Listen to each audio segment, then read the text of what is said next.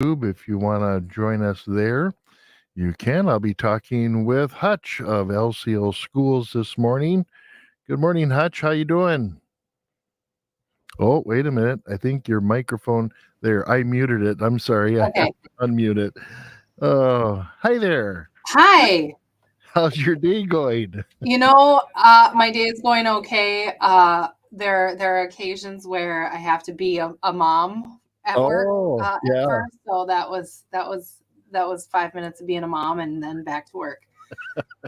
Thanks for your patience. I Yeah. appreciate it. Oh, no worries. I thought something technically happened on my end, and I thought, oh no, I disconnected her. Oh well. No, it was me.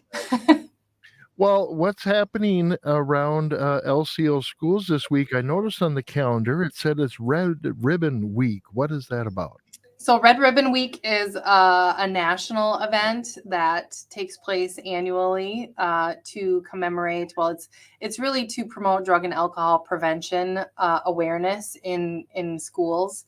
Okay. And during that time, we do lots of education on not just being drug and alcohol free, but also health and wellness and how to take care of your body and how to develop healthy relationships and all kinds of positive Yeah. image kind of education. So that's Sure. happening this week. And we actually had yesterday we had some of the mental health counseling providers that work within the school that aren't employed by the school. They came in and introduced themselves to the high school students. And then Dottie Crust gave a really good presentation on fentanyl and just the dangers of fentanyl, Sure. the occurrence of it in the community, and kind of very fact based, how to get help and resources, and really gave a good talk to our high school students. And that was kind of our kickoff to Red Ribbon Week for them. Sure. Wow. Very good. And she'll be And doing that, I think, later in the week with the middle school also. Different presentation, but yeah. some of the same information. Yeah. Now, you had last time we talked, we were talking about some vaping issues in and around the school, and you had a meeting with parents. Tell us about how that meeting went and what did the parents have to say? Well, so it took place during our parent advisory committee meeting. We didn't have a huge turnout, but the people that were there, I think, were very um, surprised, I think, by the prevalence, just by some of the tactics that, are out there, not just to, help kids hide their devices, but Right. also really to get kids addicted. I mean, it's very much an intentional marketing scheme by the makers of these products to target youth. So some of that information was shared, just the chemical makeup of what is in a vape, how it can affect the body. We did share a lot of resources on how to get help, because the reality is we do have kids that are, I mean, it's a drug. They're addicted. It's Yeah. just the same Right. way that I, need my coffee Yeah. all day long. Yeah. So we did share some resources for students and for families on, quit lines and how to get help and how to hopefully turn that around. So Yeah. it's really good information. I think the key is to continue, having those conversations with parents, with kids, putting it out, publicly, because, as things are out of the spotlight, they become, easier to Yeah. accept, I guess. And so we're really hoping to try and partner with some other organizations to, to promote that awareness and keep Yeah. that on the forefront. Have you seen a response from students then in a positive way? I mean, I don't think that kids are ever gonna like, yay, no Yeah. vaping, And come up, you would say, "Here, I'm going to quit," and hand yeah, it to 'em. I Yeah. think the one thing that we have seen is we have had students reach out to our health and counseling staff about quitting, that they acknowledge that they're addicted and they do want Okay. to quit, but they need help doing it. So I think that is the biggest the biggest hope that we can have, is that we're giving kids access to resources and we're destigmatizing it. I think that's really important, especially when we're talking about Red Ribbon Week on the Right. LCO campus. We know what the reality is in our students' lives, and presenting information and education in a way that is without judgment, I think, is really what we are trying to do as a staff, because the reality is, our students sometimes have an environment that they live in that they can't control, and whether it's vaping or other, more serious drugs. If you're 10 or 15 or 18, a lot of times you don't have control over what's happening around you. So our goal is to inform them and educate them, give them resources, and really not present judgments about, Sure. if you're a good person or a bad person, or you should or you shouldn't, or any of that. So Yeah. yeah, that's kind of what we're Yeah. trying to do. Those are our wins when we can get those. Yeah. And one of those wins is tomorrow you're having a harvest powwow. And I know powwows are always a very powerful thing to the community, and I think to students, for them to gather around and to focus on, Yeah, the good celebrate. things in life. Yeah. Definitely. Yeah. So our monthly, our October powwow is tomorrow morning. It's from 9:30 until 11. Tomorrow is an early release day for students. That's why we've pivoted to having those powwows in the morning of our early releases. So Okay. it's a really, I love powwow early release days because it's super like low key, not super stressful. Kids are in a good spot. Staff love it because it's like a good midweek kind of energy boost. Yeah. So it's a nice way to get through the week. We'll have grand entry at 9:30. Giga Uteash is going to be our arena director. Mike Sullivan, unfortunately, is not available, but that's okay. He gets to take a break. That's allowed. He's a busy Um, guy. yeah, he's a busy guy. He's like Mr. Famous guy. But we'll have grand entry at 9:30, and then some songs, and we'll wrap it up about 11 o'clock and dismiss kids to lunch and send them home on the buses about noon. Tomorrow is the end of the first quarter, if you can believe that. We're I know. already a quarter of the way through the school year. It's hard to believe. It's gone. It's flying by. I was looking at the calendar and it's like November. Why can it be November already? I It just know. seems way too soon. And November flies. November is like you blink and it's over. I feel like it goes real quick. There's so much Yeah. going on, and there's breaks, and there's Well, I was gonna Veterans say there's Powwow. break. One quarter of the month is gone for Thanksgiving break, and then the Yeah. Veterans Powwow. Of course, the Veterans Powwow doesn't really affect the school. It's just that the school's being used on that November 11th.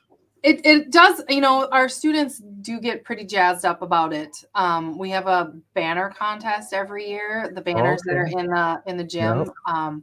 And we do try to incorporate, some of those lessons of, I used to be a social studies teacher when I was teaching, so I get kind of like, I like nerd out about Veterans Day a ton, but really that message of, Yeah. Native Americans have the highest rate of volunteerism. That was always something that I really emphasized to my students, like per capita, maybe the smallest population, but Right. the highest number of volunteerism for service. So those kinds of conversations and lessons, all of our teachers really are encouraged to incorporate into the curriculum, leading up to Veterans Day. So we talk about, Native contributions to different wars, and,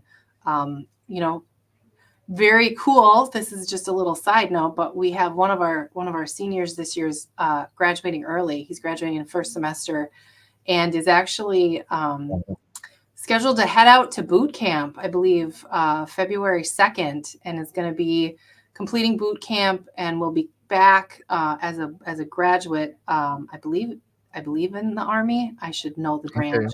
Yeah. But he'll be back from boot camp in time to walk at graduation. Oh, okay. Yeah, and that's a high school senior from Lacouteret. Yeah. So Wow. if that doesn't demonstrate, some awesome tradition, I don't know. Yeah. Yeah. Yep. And then Thanksgiving break starts on the 17th and goes all the way through the 24th. That's correct. A whole week off. Is there lots of homework going home with these kids? Not typically. We've tried in the past to squeeze a couple days of school out of that week. And it really is not in the past. I think the first year I was the principal, I said, we're going to go to school on Monday and Tuesday. Yeah. It didn't go well. Nobody wants to be here. Like, staff are drained. The kids are, and then the other reality is if local schools aren't in school, if That If you're really the does only one that's in affect school, that makes it hard on the kids. Yeah. it affects our attendance. Yeah. So we just give everybody that week. We come back for the charge towards Christmas, and it just seems to be a better reality for everybody involved. We do still have athletics that take place over that week, so we do still Oh, okay. our boys and girls high school basketball teams will be in full swing, and I believe they usually have a game, and if that Monday or Tuesday of that Hmm. week. So there's still stuff, and of course teachers Yeah. are always like working on their vacations anyway. They're in teacher mode. It's hard to get out of that, but Yeah. yeah. Now, this doesn't have much to do with the school operations right now, but you have an RV for sale. Is that still for sale, or did you sell it yet? It is still for sale. We're accepting sealed bids until the end of the month. And That was listeners know this is an old bookmobile that This the is an school old used. bookmobile. Yep, the Roman Res literacy RV is what it is. And it is I can't remember the year. 20, does it say on the flyer? It does say 2012 Ford. 2012. Yep. Yeah. And it has super low miles. It was just used locally as a bookmobile. The grant that we purchased it has expired. And we really haven't found grant funding to revamp it. And the reality is, this whole grant initiative was really in a time where virtual learning was not a thing yet. Oh, yeah. So now that we've kind of shifted to having everything remote, and you have you have books at the tip of your fingers, Right. and Yeah.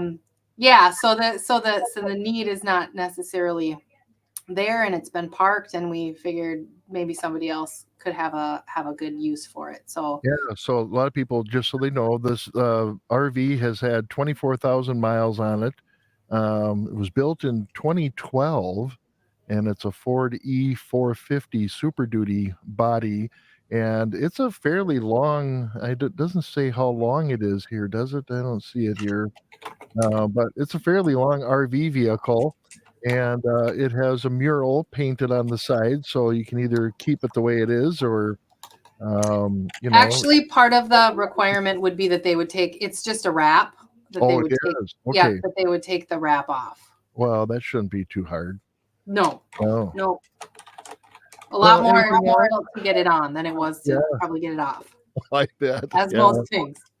Uh, what else? Anything else on your agenda there? Or are You we know, I this made it a month? point. So one of the things, the last couple times I've been on, we've talked about, vaping and gangs and truancy and bleh.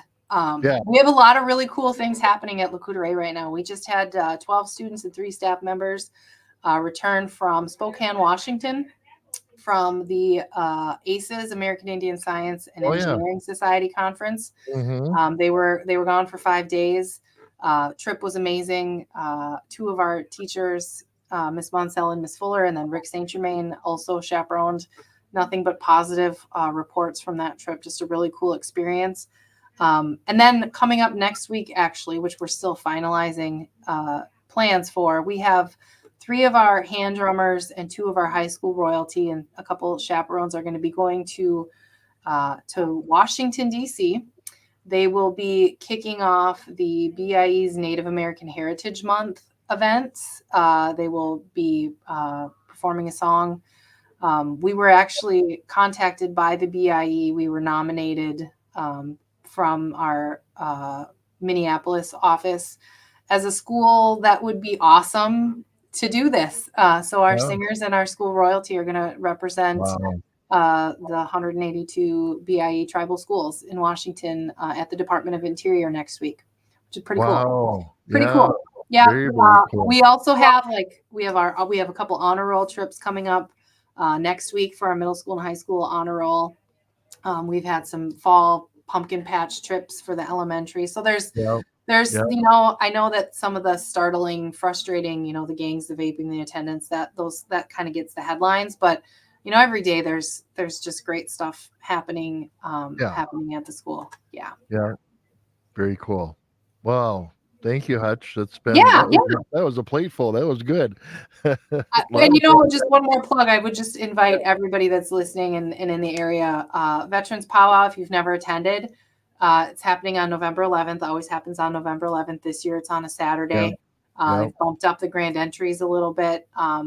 I really hope that this is the year that we can have that big return to just those huge, a really robust crowd and lots of community and lots of kids and lots of singers and have that opportunity to honor veterans. So if you haven't been to it before, I strongly encourage you to check it out. There's a feast at 4:30, which I will probably be serving mashed potatoes for. That's my standard gig.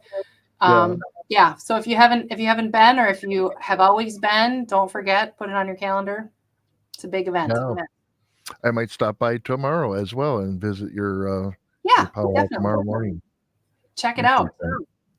All right. Very good. Thank you, Jess. Absolutely. And, Thank you. We'll catch you again next month. Yep. Thanks for your patience. I appreciate it. No worries.